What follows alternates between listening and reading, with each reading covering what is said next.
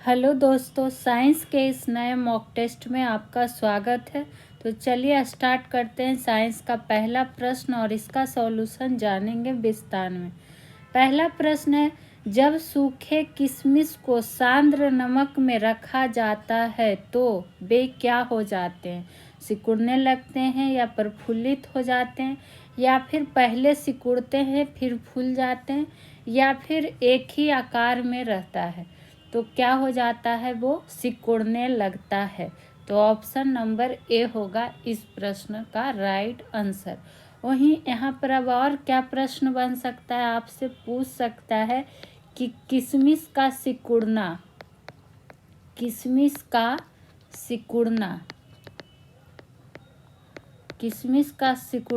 किसके कारण होता है, ये आपसे पूछ सकता है। तो ध्यान रखिएगा, इक्सोऑस्मोसिस के कारण। किसके कारण? तो इक्सोऑस्मोसिस के कारण रीजन पूछ सकता है। इक्सोऑस्मोसिस को हिंदी में क्या बोलेंगे? तो ध्यान रखिएगा, बाह्य प्रसरण। क्या कहेंगे? बाह्य प्रसरण होगा। इसके कारण क्या होता है? किशमिश सिकुड़ता है जब सांद्र नमक में रखा जाता है। तो ठीक है। वहीं बात करें प्रासरण द्रव की, जब प्रासरण की बात आई है तो प्रासरण से एक पॉइंट ये ऐड ऑन करेंगे कि प्रासरण में क्या होता है? द्रव जो होता है वो उच्च सांद्रता से, किससे? उच्च सांद्रता से निम्न सांद्रता की ओर प्रभावित होता है। निम्न सांद्रता की ओर क्या होता है? प्रवाहित होता है। सारे इम्पोर्टेंट टर्म आपको नोट करते हुए चलना है। प्रवाहित होता है। तो ये भी पूछ सकता है कि निम्न से उच्च की ओर होगा या फिर उच्च से निम्न की ओर होगा। ठीक है, तो ये सब आपको ध्यान में रखना होगा। बढ़ेंगे इसी तरह से दूसरे प्रश्नों की ओर।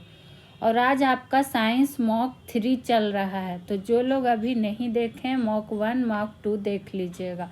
क्रोमाइट नामक खनिज का वैज्ञानिक नाम निम्नलिखित में से कौन सा है? ऑप्शन ए है एल्युमिनियम क्रोमियम ऑक्साइड, या फिर कॉपर क्रोमियम ऑक्साइड, या फिर सिल्वर क्रोमियम ऑक्साइड, या फिर आयरन क्रोमियम ऑक्साइड। तो क्रोमाइट का जो वैज्ञानिक नाम हो जाएगा आयरन क्रोमियम ऑक्साइड।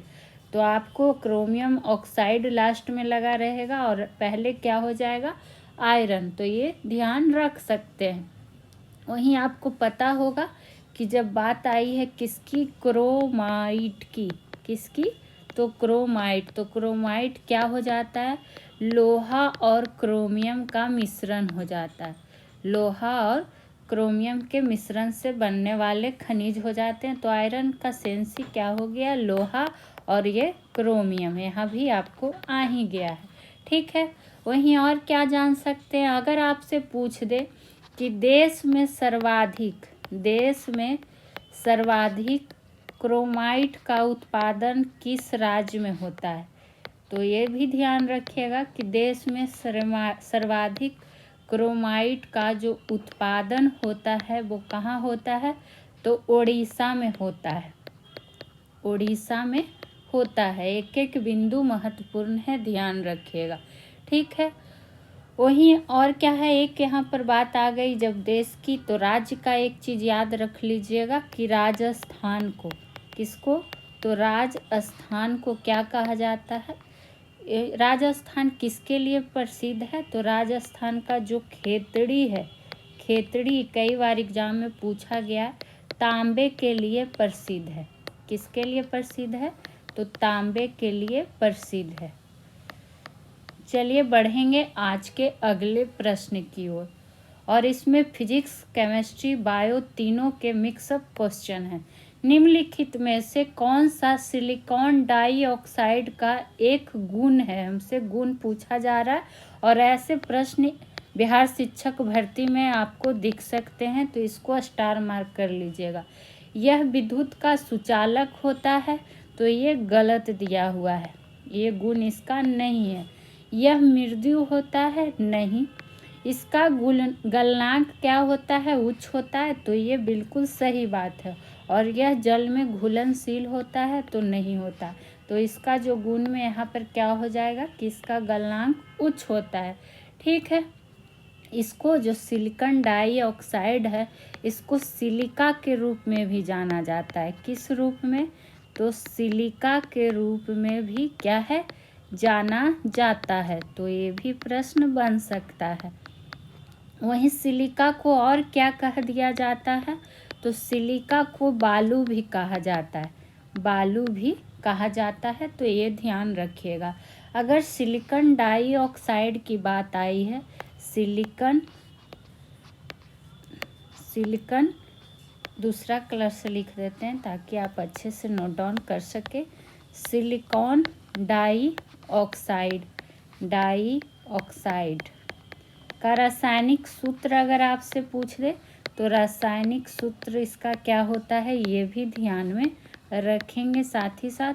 तो SiO2 क्या होता है, SiO2। और यह किस अवस्था में पाया जाता है? तो ठोस अवस्था में पाया जाता है। ये पॉइंट भी नोट डाउन करेंगे कि ठोस अवस्था में पाया जाता है सिलिकॉन डाइऑक्साइड। वहीं बात करें इसका उपयोग जो होता है कांच निर्माण और सीमेंट के उत्पादन में किया जाता है। ये आपको पता है। सिलिका का सेंसी क्या है, बालू निकल रहा है। तो चलिए बढ़ेंगे बिना टाइम को गवाए चौथे प्रश्न की ओर।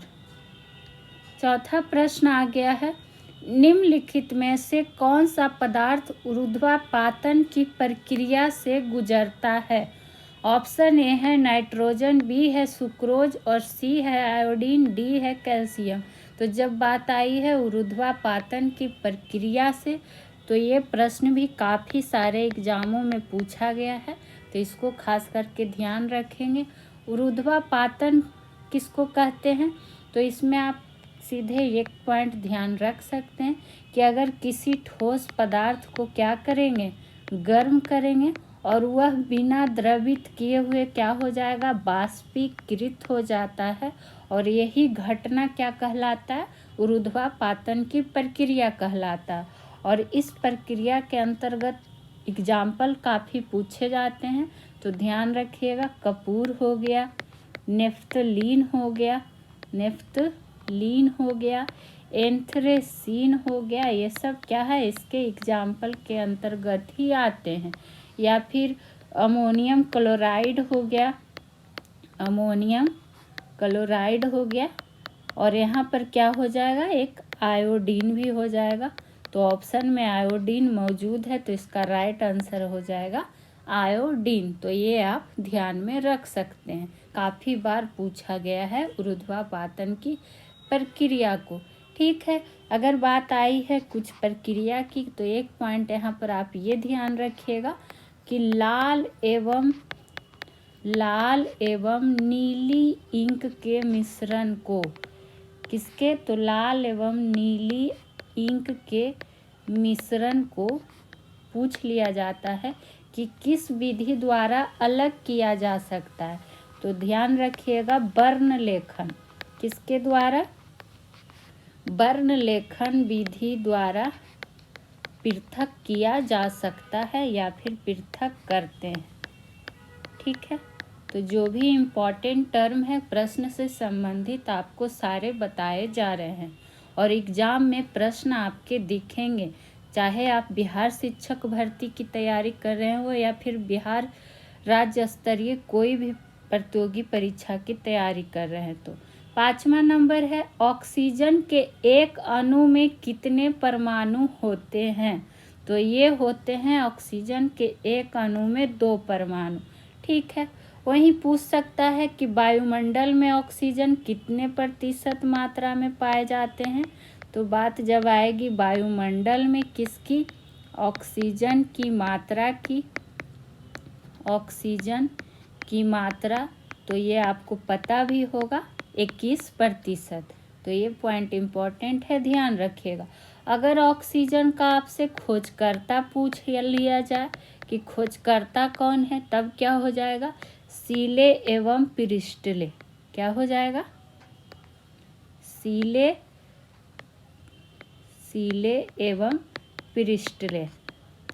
ये ध्यान रखेंगे। ठीक है, ऑक्सीजन की परमाणु संख्या पूछ दे तो परमाणु संख्या अगर आपसे पूछ दे तब क्या हो जाएगा, 8 हो जाएगा। तो इससे प्रश्न जो भी बनते हैं वो आपको बताए जा रहे हैं, ठीक है। और ऑक्सीजन के कितने अपरूप होते हैं, सारी ये सब किससे संबंधित पॉइंट आपको बताए जा रहे हैं, ऑक्सीजन से। तो ऑक्सीजन को हेडलाइन कर लीजिएगा। तो ऑक्सीजन के कितने अपरूप होते हैं, तो 2 अपरूप होते हैं। 2 अपरूप कौन सा, तो O2 एवं कौन हो जाएगा, O3। तो ये भी आपसे पूछ सकता है, इसलिए इसको भी ध्यान में रख लीजिएगा। चलिए बढ़ेंगे आज के अगले प्रश्न पे। हड्डी के घनत्व और सामर्थ्य के ह्रास को क्या कहा जाता है। ऑप्शन नंबर ए है फ्रैक्चर, बी है फाइब्रस डिस्प्लेक्सिया, सी है ऑस्टियोपोरोसिस, डी है एक्रोमीगेली। तो ये कहा जाता है ऑस्टियोपोरोसिस। तो ऑप्शन नंबर सी होगा इसका राइट आंसर। चूँकि ये ऑस्टियोपोरोसिस जो क्या है, हड्डी का एक रोग है, हड्डी का एक क्या है, रोग है, जिससे क्या होता है, फ्रैक्चर का खतरा बढ़ जाता है। तो यही पूछा गया है कि ह्रास को क्या कहा जाता है, तो ऑस्टियोपोरोसिस कहा जाता है। तो ये आप ध्यान रख लीजिएगा। इसमें होता क्या है ऑस्टियोपोरोसिस में, कि जो अस्थि खनिज घनत्व होते हैं, अस्थि खनिज घनत्व की अगर बात कर ले, जिसको इंग्लिश में कहा जाता है BMD, यानी कि बोन मिनरल डेंसिटी, ये क्या हो जाता है, बोन मिनरल डेंसिटी कम हो जाता है, कम हो जाता है। तो ये भी ध्यान इसमें रखेंगे, ठीक है। वहीं आपको पता है कि अगर आपसे पूछ देगा कि अस्थि का अध्ययन क्या कहलाता है या अस्थि का अध्ययन किसमें किया जाता है, तो क्या हो जाएगा, ऑस्टियोलॉजी। और कई बार आपको बता चुके हैं अस्थि से संबंधित बहुत सारे प्रश्न भी। तो चलिए बढ़ेंगे आज के अगले प्रश्न की ओर।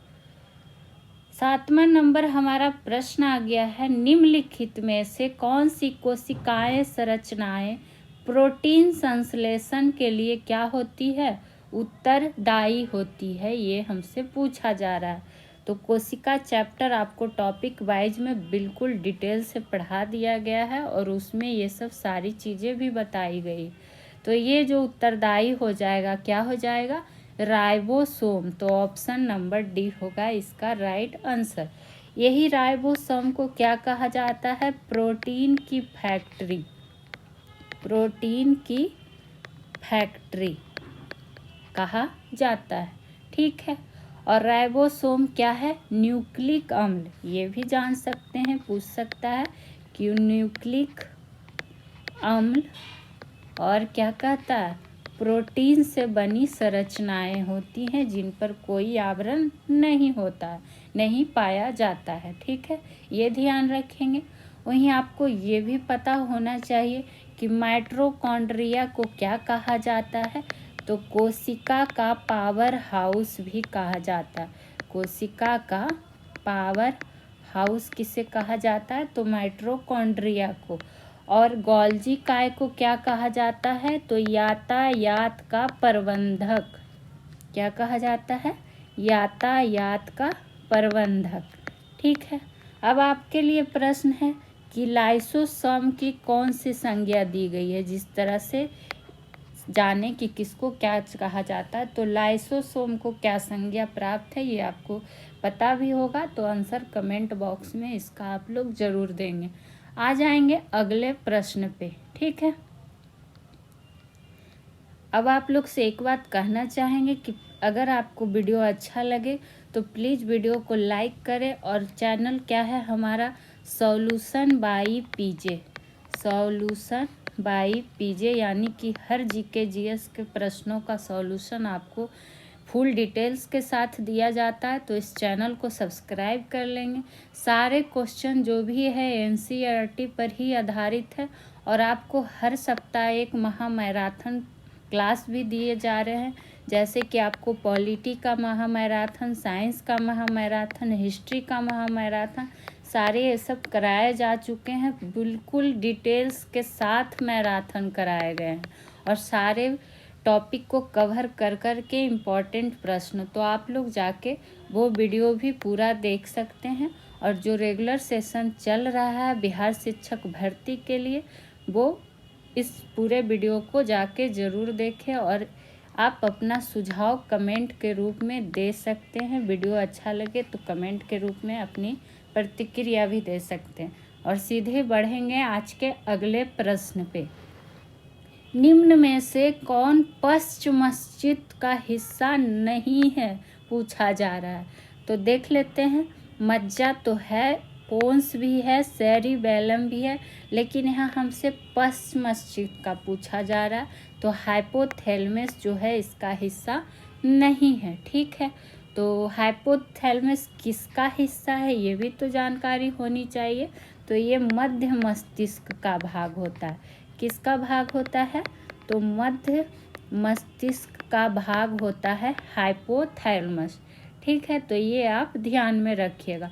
चूँकि संरचनात्मक रूप से अगर हम बात करें तो जो मस्तिष्क है वो कितने भाग होते हैं? तो 3 मुख्य भाग होते हैं। कितने होते हैं? तो 3 मुख्य भाग होते हैं, जिसमें पहला क्या होता है? अग्र मस्तिष्क। कौन मस्तिष्क? तो अग्र मस्तिष्क। और इसके अंतर्गत क्या क्या आ जाएंगे ये पूछ दिया जाता है। तो सेरेब्रम हो गया, या फिर याद रखिएगा डाईएन्सिफेलॉन। ये सब नाम दे के ही पूछ लिया जाएगा, जिस तरह से यहाँ पूछा गया है कि किसका हिस्सा नहीं है।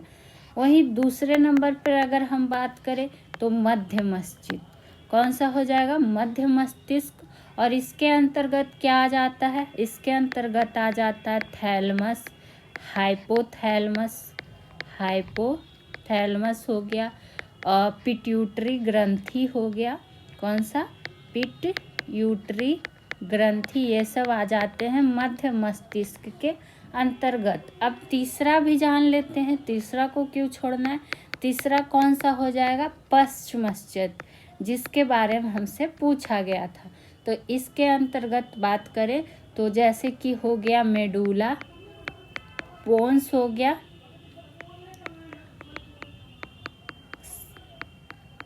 सेरेबेलम हो गया, जो कि देखिए ऑलरेडी यहाँ पे दिया हुआ ही था। तो इसको थोड़ा ध्यान दीजिएगा और सारे बिंदु को नोट डाउन करते हुए चलिएगा। आ जाएंगे अगले प्रश्न पे। वे प्राणी जरायज नहीं, इसको जरा यूज कर लीजिएगा, कहलाते हैं जो। कौन कहलाते हैं? तो वो कहलाते हैं तो बच्चों को जो जन्म देते हैं। तो ऑप्शन नंबर सी होगा इसका राइट आंसर।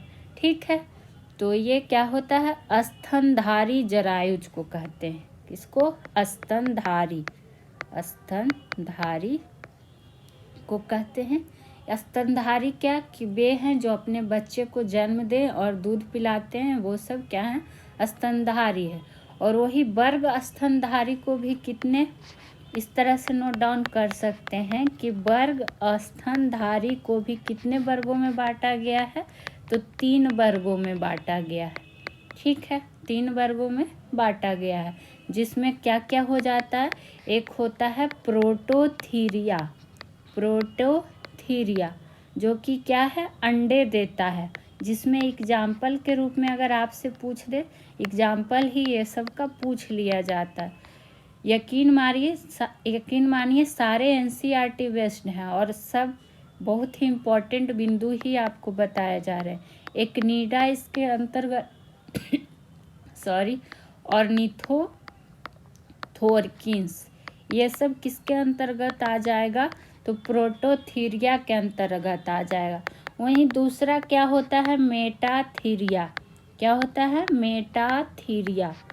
मेटाथीरिया यानी कि जो कि अपरिपक्व बच्चे को जन्म देते हैं। जैसे हो गया कंगारू, डाइडेलफिश। ये सब नाम ध्यान रखिएगा, एग्जाम में पूछे जाते हैं।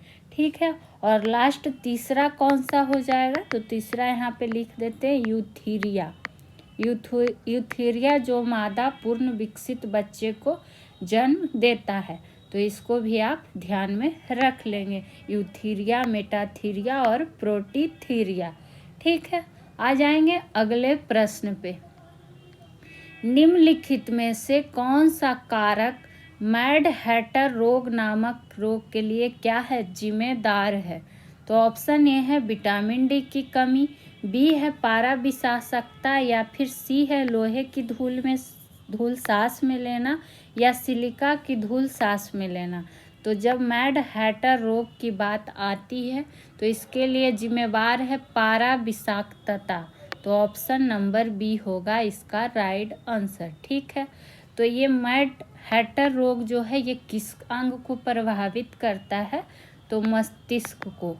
किसको? मस्तिष्क को। और किसको? तंत्रिका तंत्र को। तंत्रिका तंत्र को क्या करता है? प्रभावित करता है। तो ये भी आपसे प्रश्न पूछ सकता है। ठीक है, वहीं आपको अच्छे से पता है कि जिसको विटामिन डी की कमी रहेगा उसको सूखा रोग हो जाता है, जिसको रिकेट्स भी बोलते हैं, तो रिकेट्स हो जाता है, ये आपको पता भी है। वहीं अगर पारा विषाक्तता की बात आई है तो आप ध्यान रख सकते हैं, कई बार पूछा गया है कि पारा युक्त जल पीने से, पारा युक्त जल पीने से कौन सा रोग हो जाता है? तो मिनी माता रोग हो जाता है, मिनी माता रोग हो जाता है। तो ये भी आप ध्यान रख लेंगे, पूछ सकता है। वहीं पूछ ले कि तांबा की कमी से कौन सा रोग हो जाता है? तांबा की कमी से कौन सा रोग हो जाता है? तब हो जाता है विल्सन रोग, विल्सन रोग। चलिए बढ़ेंगे आज के अगले प्रश्न पे। हमारे भोजन में पाई जाने वाली स्टार्च और शर्करा का रूप होती है, क्या होती है? कार्बोहाइड्रेट होती है, वसा होता है, विटामिन होता है, या फिर प्रोटीन होता है? तो ये पाया जाने वाला स्टार्च और शर्करा जो है वो कार्बोहाइड्रेट के रूप में होता है। ठीक है, वहीं और क्या जान सकते हैं, आपको अच्छे से पता होगा कि कार्बन, हाइड्रोजन, हाइड्रोजन और क्या कहता है? Oxygen, oxygen. इसका अनुपात की अगर बात कर ले तो 1:2 क्या हो जाएगा? 1, यानी कि 1:2:1 के अनुपात से मिलकर जो बना कार्बनिक पदार्थ होता है वो क्या होता है? कार्बोहाइड्रेट होता है, ये आपको पता भी होता। और शरीर के ऊर्जा की आवश्यकता को अगर बात करें कि शरीर के ऊर्जा की आवश्यकता को इससे कितना प्रतिशत मिल जाता है? तो 50 से 75% की क्या हो जाती है? पूर्ति इन्हीं पदार्थों से हो जाती है। तो ये चीज़ भी आपको क्या करना है? ध्यान में रख लेना है। यानी कि जो कार्बोहाइड्रेट होता है वो क्या करता है? मंड के रूप में, यानी कि स्टार्च के रूप में, मंड के रूप में क्या करता है? संचित ईंधन का कार्य करता है। किसका? तो संचित ईंधन का कार्य करता है। कौन? तो कार्बोहाइड्रेट। और आप ही लोग के लिए लिखा भी जाता है और इतना डिटेल से बताया जाता है। तो आप लोग से अगर गुजारिश है कि प्लीज़ एक कमेंट के रूप में अपना सहयोग तो प्रदान करें। वीडियो अच्छा लगे तो कुछ तो सुझाव दें। आप लोग के कमेंट से हमें भी मोटिवेशन मिलता है। और पीडीएफ के लिए आप लोग टेलीग्राम ग्रुप से जुड़ सकते हैं, डिस्क्रिप्शन में लिंक दिया हुआ है। आ जाएंगे अगले प्रश्न पे। निम्नलिखित में से कौन सा जंतु जगत के निडेरियन संघ के अंतर्गत आता है? तो कई सारे संघ होते हैं और आपको कई बार हम बता भी चुके हैं। यहाँ हमसे निडेरियन संघ का पूछा गया है। तो आपको पता होगा कि निडेरियन संघ के अंतर्गत अगर हम बात करें तो अधिकांशतः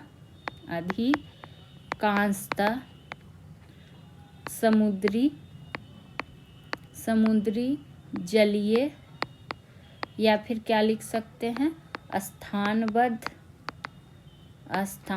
या फिर मुख्य रूप से क्या होते हैं? तैराने वाले जीव होते हैं, तैराने वाले सदस्य होते हैं इस संघ के, ये ध्यान रख सकते हैं। किसके? निडेरियन संघ के। और यहाँ जो ऑप्शन दिया हुआ है इसमें से समुद्री अर्चिन, कोरल, घोंघा, केचुआ, तो इसमें से हो जाएगा कौन निडेरियन संघ के अंतर्गत? कोरल। तो ऑप्शन नंबर बी। ठीक है, तो इसका ध्यान रखिएगा। अगर इसका और भी उदाहरण का ध्यान रखना है निडेरियन संघ का उदाहरण में, यहाँ तो एक कोरल हम जान ही गए, साथ ही साथ और क्या क्या हो सकता है उसको भी ध्यान रखिएगा। तो ध्यान रख सकते हैं हाइड्रा हो गया, और क्या हो जाता है? जेली फिश का नाम भी आता है, जेली फिश कहिए, या फिर सी एनीमोन हो, सी एनीमोन। ये सब सारे आपको एनसीईआरटी बुक में अच्छे से पढ़ने का है। मूंगा, ये सब किसके अंतर्गत आ जाते हैं? निडेरियन संघ के अंतर्गत आ जाते हैं, तो आप इसको ध्यान रख सकते हैं। और केचुआ हो गया, और क्या कहता है? जोक हो गया, यहाँ पर लिख ही देते हैं। केचुआ या फिर जो जोक होता है वो किसके अंतर्गत आ जाता है? तो एनालिडा संघ के अंतर्गत, एनालिडा संघ के अंतर्गत। और हाँ, घोंघा, घोंघा भी था ही ऑप्शन में। घोंघा और सीपी की अगर बात कर ले तो ये सब आ जाता है मोलस्का संघ के अंतर्गत। किसके अंतर्गत? तो मोलस्का संघ के अंतर्गत। चलिए बढ़ेंगे अगले प्रश्न पे। कियोटो प्रोटोकॉल नियमों के तहत 6 प्रदूषकों में से एक निम्नलिखित में से कौन है? ये हमसे पूछा जा रहा है, तो ऐसे प्रश्न जरूर ध्यान रखें। तो ये कौन सा हो जाएगा? चूँकि जो ये कियोटो प्रोटोकॉल है ये संधि कब हुई थी? तो ध्यान रखिएगा 1997 में हुई थी।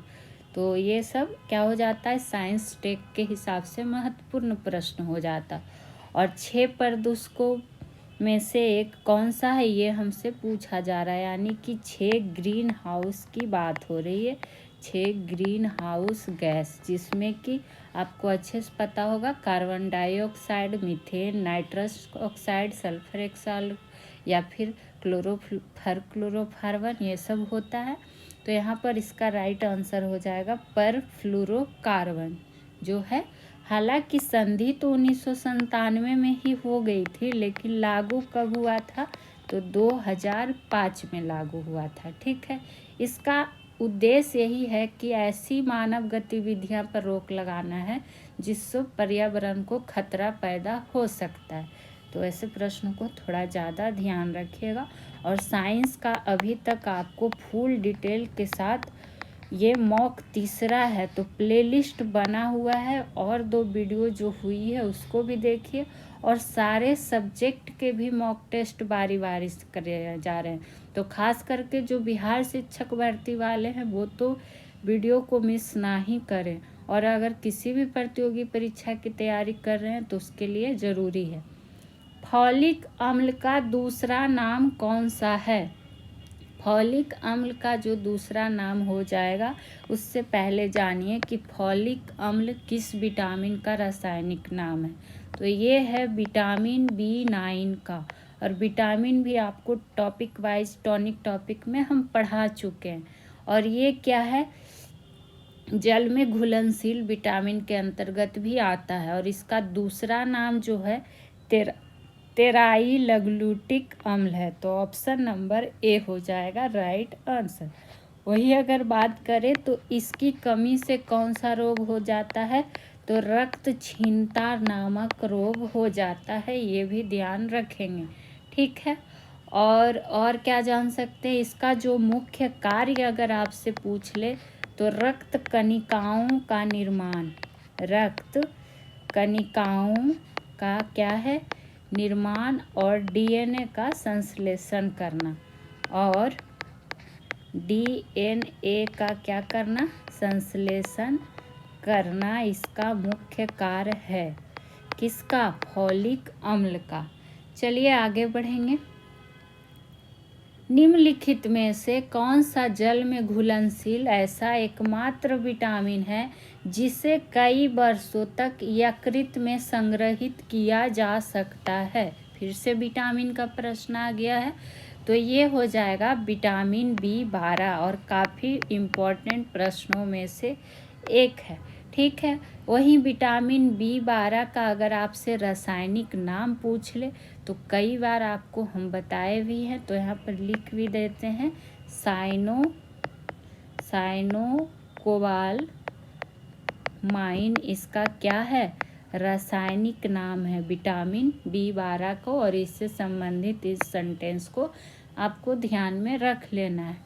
ठीक है, और इसकी कमी से कौन सा रोग हो जाता है, तो एनीमिया रोग हो जाता है। कौन सा रोग, तो एनीमिया रोग हो जाता है, ये आप ध्यान रखिएगा। और ये एकमात्र ऐसा विटामिन है जो साग सब्जी में नहीं पाया जाता है। तो ये भी आपसे पूछ सकता है कि ऐसा एकमात्र विटामिन जो साग सब्जी में क्या हो, नहीं पाया जाता है, तो ये कौन सा हो जाएगा, विटामिन B12। तो ये आप ध्यान रखेंगे। और बाकी आपको अच्छे से पता है कि जल में घुलनशील विटामिन में कौन कौन सा आता है, तो विटामिन B और विटामिन C। वहीं अगर वसा में घुलनशील विटामिन आपसे पूछ लेगा तो vitamin A, vitamin D, vitamin E, vitamin K, और ये सब आपको टॉपिक वाइज में भी हम पढ़ा चुके हैं और कई बार आपको सॉल्यूशन भी दे चुके हैं। आ जाइए अगले प्रश्न पे। प्रकाश की तरंगदैर्घ्य को मापने की इकाई क्या है, कैंडेला है, एंगस्ट्रॉम है, डाइन है या फिर फैराडे है। तो एक प्रश्न तो इससे भी रहता ही है, तो ये कौन सा हो जाएगा, एंगस्ट्रॉम। तो ऑप्शन नंबर बी होगा इसका राइट आंसर। ठीक है, वहीं और क्या ध्यान रख सकते हैं, जो ये ऑप्शन ए है कैंडेला, तो ये किसका मात्रक है, ये भी तो पूछ सकता है। तो ये है ज्योति तीव्रता का, किसका, ज्योति तीव्रता का मात्रक कैंडेला हो जाएगा। वहीं अगर विद्युत धारिता का मात्रक आपसे पूछ ले तो फैराडे, ध्यान रखिएगा, विद्युत धारिता का मात्रक हो जाएगा फैराडे। और यहाँ पे सी में है क्या, डायन। तो डायन किसका हो जाता है, डायन नहीं जी, डाइन है। तो डाइन क्या हो जाएगा किसका, ये बल का, बल का किस में होगा, सीजीएस पद्धति में मात्रक। ये पॉइंट ध्यान रखिएगा कि अगर आपसे पूछे कि बल का सीजीएस पद्धति में मात्रक क्या होगा तो डायन होगा, और ऐसे क्या होता है आपको अच्छे से पता है कि न्यूटन होता है। ठीक है, तो छोटा छोटा पॉइंट में लोग मिस्टेक कर जाते हैं, इस सब को आपको अच्छे से ध्यान में रख लेना है। बात आई है प्रकाश को, तो एक प्रश्न बार बार एग्जाम में पूछा जाता है कि प्रकाश को सूर्य से पृथ्वी तक आने में, बीपीएससी का फेवरेट प्रश्न में से एक है, तो ये बिहार शिक्षक भर्ती में भी आ सकता है। पृथ्वी तक आने में औसत समय की अगर हम बात कर ले तो कितना लेता है, 8 मिनट 16.6 सेकेंड का क्या लेता है, समय लगता है। तो ये आपसे कई बार पूछा गया है, आगे भी पूछ सकता है, ध्यान रखेंगे। आ जाएंगे अगले प्रश्न पे। इनमें से किस वस्तु के पास गतिज ऊर्जा नहीं होती है, ध्यान देना है प्रश्न पे थोड़ा। तो ये हो जाएगा बहती हवा, तो होती है। लुढ़कता पत्थर इसके पास भी होती है, लेकिन उठा हुआ हथौड़ा के पास गतिज ऊर्जा नहीं होता है, बाकी चलती गोली के पास भी होता है। ठीक है, तो ये इसमें क्या होता है, उठा हुआ हथौड़ा में अगर आपसे पूछ दे तो उठा हुआ हथौड़ा में होता है स्थितिज ऊर्जा। कौन सी ऊर्जा, तो स्थितिज ऊर्जा, इसलिए इसमें गतिज ऊर्जा क्या होती है, नहीं होती है। गतिशील अवस्था से प्राप्त ऊर्जा, कौन अवस्था से, तो गतिशील अवस्था से प्राप्त ऊर्जा क्या होती है, गतिज ऊर्जा होती है। ये आप ध्यान में रख सकते हैं। वहीं स्थितिज ऊर्जा की अगर हम बात कर ले तो इसका एग्जाम्पल में जैसे कि तना हुआ धनुष इसका एग्जाम्पल हो सकता है, या फिर सितार का तार एवं ऊंचाई पर बैठी चिड़िया भी किसके अंतर्गत आ जाती है, स्थितिज ऊर्जा के अंतर्गत ही आ जाती है। चलिए बढ़ेंगे आज के अगले प्रश्न पे। हवा के दबाव को आप क्या कहेंगे? घनीकरण, वायुमंडलीय दबाव, बाष्पीकरण या फिर तापमान? तो उसको हम लोग कहेंगे वायुमंडलीय दबाव। और आपको ये भी पता होना चाहिए कि इसको किससे मापा जाता है, तो बैरोमीटर से मापा जाता है, क्योंकि ये भी प्रश्न पूछा गया है। और किसी सतह के एकांक क्षेत्रफल पर लगने वाले बल को क्या कहेंगे? तो दाब कहेंगे। तो हालांकि ये प्रश्न आपको बस इसमें इतना ही ध्यान रखना था, ज़्यादा दिमाग पे भी लोड नहीं लेना है। कोई कोई प्रश्न को बस क्वेश्चन आंसर ही ध्यान। ऐसे दाब बराबर होता क्या है, तो आपको अच्छे से पता होगा कि पृष्ठ के लंबवत बल बटा क्या हो जाता है, पृष्ठ का क्षेत्रफल। ठीक है। ये अब आपके लिए यहाँ पर एक प्रश्न है, कमेंट बॉक्स में आप लोग जवाब देंगे कि दाब का एसआई मात्रक क्या होता है। ये भी कई सारे एग्जामों में पूछा गया, तो कमेंट बॉक्स में आंसर किया करें। और बढ़ेंगे अगले प्रश्न पे। तो आप लोग से बस यही रिक्वेस्ट रहेगा कि चैनल को सब्सक्राइब कर लीजिए। हमारा चैनल है सॉल्यूशन YPJ। वीडियो अच्छा लगेगा तो प्लीज़ लाइक शेयर ज़रूर करेंगे। और सारे विषय का आपको NCERT बेस्ड क्वेश्चन कराया जा रहा है, और महामैराथन क्लासेस भी आपको साथ ही साथ दिए जा चुकी है और दिए जाएंगे भी, जिसमें कि साइंस हो गया, हिस्ट्री हो गया, पॉलिटी हो गया, ये सब का फुल डिटेल्स के साथ 3 घंटे लगातार आपको पढ़ाया गया है। तो आप लोग बिहार शिक्षक भर्ती वाले जाके उस मैराथन को देखेंगे, साथ ही और भी प्रतियोगी परीक्षा वाले भी देख सकते हैं, क्योंकि GK GS सबका सेम ही होता है। तो आप लोग सारे लोग इस चैनल से जुड़ सकते हैं। और एक कमेंट तो ज़रूर किया करें, अपना सुझाव दें, प्रतिक्रिया दें। आशा करते हैं आप लोग करेंगे। और सीधे बढ़ेंगे अगले प्रश्न पे। लोहा का वह कौन सा गुण है जिसके कारण गर्म लोहे के टुकड़े को पीटकर चाकू का रूप दिया जा सकता है? तो ये हो जाएगा अघार्थवर्धनीयता का गुण। तो ऑप्शन नंबर डी होगा इसका राइट आंसर। ठीक है। तो ये आप इसमें ध्यान रखिएगा। वही जो पिटवा लोहा होता है, कौन लोहा? तो पिटवा लोहा जो क्या होता है, सबसे शुद्ध लोहा इसको कहा जाता है, सबसे शुद्ध लोहा। तो ये क्या होता है, अघातवर्धनीय होता है और तन्य भी होता है, इसीलिए ये पॉइंट में इसको लिख दिया गया। वहीं बात करें कि लोहा जो है मानव रक्त के, यहाँ पर लिख सकते हैं कि जो लोहा होता है वो मानव रक्त के हीमोग्लोबिन किसमें उपस्थित होता है? तो हीमोग्लोबिन में भी क्या होता है, उपस्थित होता है। ये आपको पता भी होगा। और लोहा की अगर बात आई है तो लोहा का जो मुख्य अयस्क की अगर हम बात कर ले, मुख्य अयस्क, तो इसमें ध्यान रखिएगा हेमेटाइट। हालांकि और भी होते हैं, लेकिन मुख्य की बात करेंगे तो हेमेटाइट। चलिए बढ़ेंगे सीधे अगले प्रश्न पे।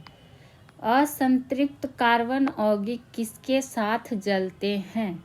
तो ये जलते हैं धुएं वाली पीली लौ के साथ। तो पीली लौ कहाँ है? ऑप्शन नंबर डी में। बाकी सब में रंग क्या है, अलग अलग दिया हुआ था। आंसर हो जाएगा धुआं वाला पीली लौ में। तो ये आप इसमें बस ध्यान रख सकते हैं, क्योंकि असंतृप्त कार्बन यौगिक जो होते हैं या जटिल द्विबंध या फिर त्रिबंध, ट्रिपल बॉन्डिंग या क्या होता है, डबल बॉन्डिंग युक्त यौगिक होते हैं। तो ये भी आपसे पूछ सकता है, तो इसको भी ध्यान रखिएगा। ऐसे यौगिकों को जलने के लिए बहुत अधिक मात्रा में क्या होता है, ऑक्सीजन का आवश्यकता होता है, और इसीलिए इसके साथ पीली लौ के साथ जलता है। और इसमें क्या होता है कि ईंधन का अपूर्ण दहन होता है। क्या होता है? ईंधन का अपूर्ण दहन होता है। और असंतृप्त हाइड्रोकार्बन की अगर बात कर ले, असंतृप्त हाइड्रोकार्बन की अगर हम बात कर ले, तो ये क्या होते हैं, एल्कीन होते हैं या फिर क्या होते हैं, एल्काइन होते हैं।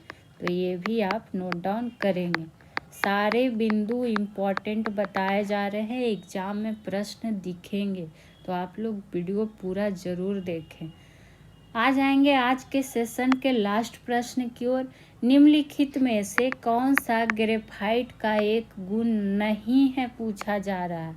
तो कौन सा इनमें से हो जाएगा, हीरे की तुलना में इसका घनत्व कम होता है, या फिर इसका गलनांक निम्न होता है, या फिर ये विद्युत का सुचालक होता है, या फिर ऊष्मा का सुचालक होता है। तो नहीं है हमसे पूछा गया है। और किसके बारे में, ग्रेफाइट के बारे में। और हीरा के बारे में भी आपको हम बिल्कुल डिटेल से बताएं। तो हीरा ग्रेफाइट में अंतर भी पूछा जाता है। तो इसका क्या हो जाएगा, ऑप्शन नंबर बी, यानी कि इसका गलनांक निम्न नहीं बल्कि काफ़ी उच्च होता है। क्या होता है, उच्च होता है। तो ये गुण इसका नहीं होगा। और कितना से कितना सेल्सियस होता है, तो 2500 से लेके 3000 डिग्री सेल्सियस तक होता है इसका गलनांक। तो ये आप ध्यान रख सकते हैं। और यह विद्युत का क्या होता है, सुचालक होता है, ऊष्मा का सुचालक होता है, और हीरे की तुलना में इसका घनत्व कम होता है। वहीं बात करें अगर इसका अपेक्षिक घनत्व पूछ दे कि अपेक्षिक घनत्व कितना होता है, तो 2.2 होता है। ठीक। और इसका अगर संरचना पूछ दे तो षटकोणीय आकार में होता है। क्या होता है, षटकोणीय संरचना होता है। इसी तरह से आपको हीरा के बारे में भी हम पूरे डिटेल से बताएं, तो ये सब ध्यान रखिएगा।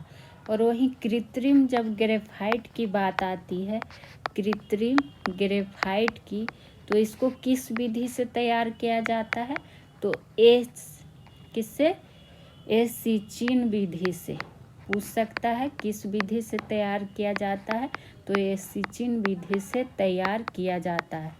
तो कैसा लगा आज का सेशन आप लोग बताएंगे ज़रूर। फिर मिलेंगे नेक्स्ट वीडियो में। सॉल्यूशन बाय पीजे को सब्सक्राइब कर लेंगे। Thank you.